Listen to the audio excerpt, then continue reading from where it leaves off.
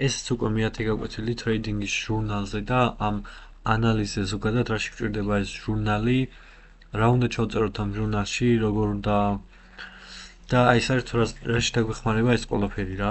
ამის მთავარი მიზეზები შეიძლება იყოს ეხლა ნახე. ძალიან მარტივად რო ახსნათ. ჟურნალში უნდა ჩავწეროთ ყველა ტრეიდი, რასაც ვითრეიდებთ. მაგალითად, როდის გავხსენთ ტრეიდი, რომელი საათი იყო, რომელი დღე იყო, რა რიცხვი იყო, სიტყვაზე ყველაფერს ჩაიწერ, რატო გახსენი მიზეზი, დეტალური ანალიზი სიტყვაზე liquidity, 1 საათიანზე რა სურათი იყო, 1 წუთიანზე რა სურათი იყო, რომ ტრეიდი გახსენი, მაგ დროს ტრეიდი რო გახსენი, ემოციურად როგორი მდგომარეობა გქონდა და შედეგი რა თქმა უნდა.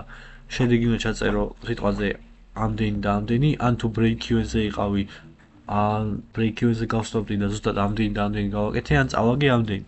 ყველაფერს ჩაიწერ და ეგ ყველაფერი რა ხდება ახლა? როცა ფურცელზე იწერ, ტვინს სხვანაირად აღიქონს ყველაფერს, იმახსოვრებს მაგალითად შეცდომებს, მაგალითად შეგიძლია ერთი კვირა ჩაწერო, რასაც აკეთებდი ტრეიდინგში. შაბათ კვირას გადახედავ, უბრალოდ გადაიკითხავ და დაინახავ რა შეცდომებს უშვებდი და მე უკვე ტვინი ავტომატურად როცა მარკეტზე დაждები, მაგ შეცდომებს ავტომატურად აღარ გაიმეორებს, იმიტომ რომ ჩაწერილი გექნება, გადახედავ, დაინახავ, რომ აი ეს შეცდომა დაუშვი და უკვე გეცოდინება ყველაფერი და ეგ დიდ გავლენას ახდენს. ხო, აი ეგენის რაც აქ გვიწერია, ყოველ ტრეიდში უნდა იყოს სეტაპი, იყო თუ არა ყველა წესი დაცული, წესი თუ დაარღვიე, მაგალითად, რატო დაარღვიე წესი, რატომ შევედი, რა გქონდი, entry, stop loss take profit, რომელ მარკეტზე შეხვედი, რაც შეიძლება მეტი დეტალი რო ჩამოწერო, ეგ იქნება მნიშვნელოვანი, იმიტომ რომ მეტი ინფორმაცია გექნება შენი ვაჭრობის შესახებ, მეტი ინფორმაცია გექნება სტრატეგიის შესახებ.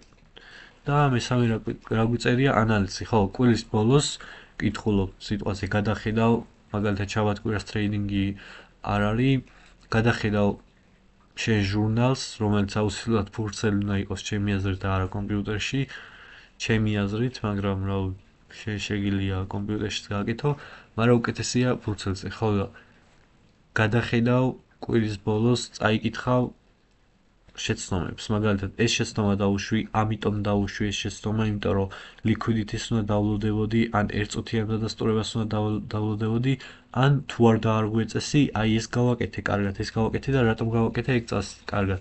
ეგ პროცესის აღქმაშიც გეხმარება და თან უფრო ალამაზებს ტრეიდინგის პროცესს რა, მარტო მარკეტზე რო უყურებ, მაგრამ სადღაც რო იწერ, უფრო ლამაზი ხდება პროცესი და თან ეგ გეხმარება. შეცდომებს აღარ გაიმეორებ მაგის მერე, რაც ჟურნალი გექნება, ასე რომ ჯერ ერთი რაც ისწავლი ყველაფერი ჩაწერე, გადაავს ეს ჟურნალები, რასაც ქვია, მაგრამ მერე უკვე როცა ტრეიდინგზე გადახვალ, აი ამ 3 წესის მიხედვით, რომელი შეცდომა მეორდება, სარღვარ წესებს და რა მუშაობს რეალურად. მაგ ყველაფერს მიაქცია ხოლმე ყურადღება რა. და იმ ანალიზს რო გააკეთებ, მე უკვე უკეთესად დაინახავ ყველაფერს. ესეთი basic რაღაცა არის.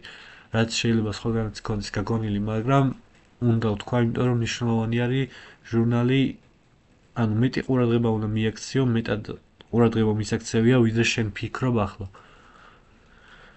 და აი ეს რაც აქ გვიწერია, ხო, ზუსტად ასახავს ჟურნალის მნიშვნელობას ტრეიდინგში და თუ გონია რომ ეგ არ არის მნიშვნელოვანი რაღაც, ხდები, იმიტომ რომ დაწერე ჟურნალი, ერთ თვე სტრატეგიას გაყევი და ნახავ ერთ თვეში რამდენი შეცდომა აღმოიფხრება და რამდენი რაღაცას დაინახავ.